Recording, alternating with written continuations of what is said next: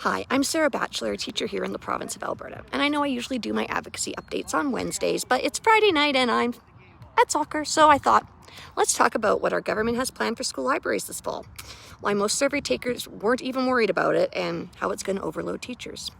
So here's the story.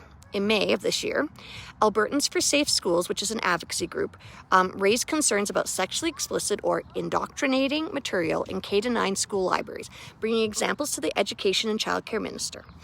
So as a result, they put together this survey, which was launched on May 26th and closed on June 6th. And it was an online public engagement survey that the province wrote just sort of to gauge what people wanted to hear. And they had almost 200,000 responses to this, but they removed 118,000 because they said they were duplicates and there were 900 blanks. So that leaves us with about 77,000 responses.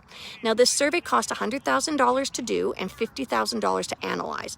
And the people who analyzed it even left a statement that says, this is great information, but it's really not meant to be used to make greater generalizations. So what does our government do? They use it to make greater generalizations.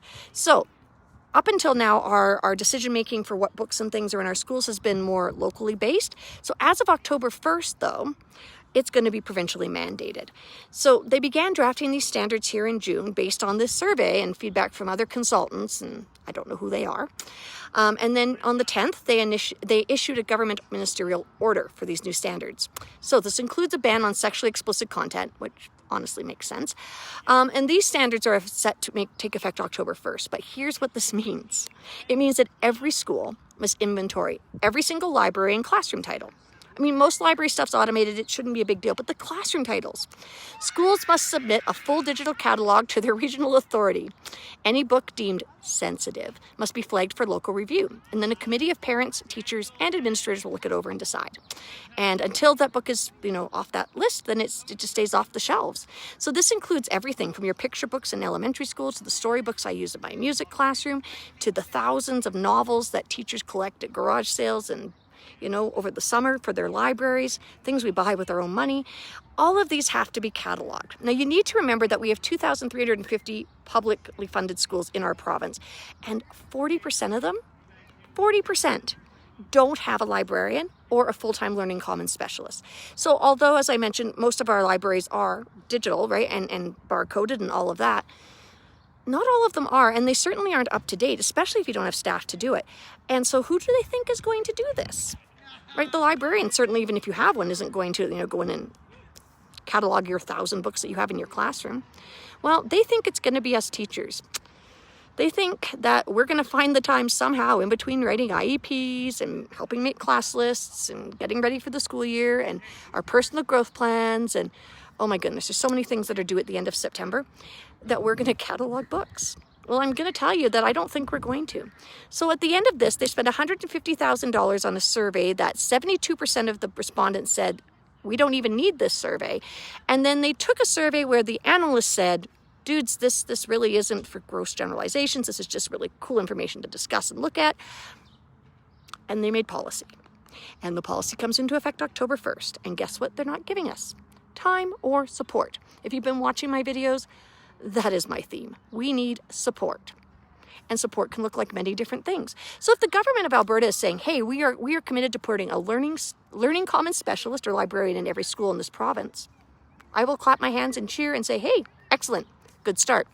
If they say, okay, we're going to give you 3 extra days paid, I don't know, to catalog your books. I don't even know how that works. We're paid for 188 days. It's dumb. I don't know.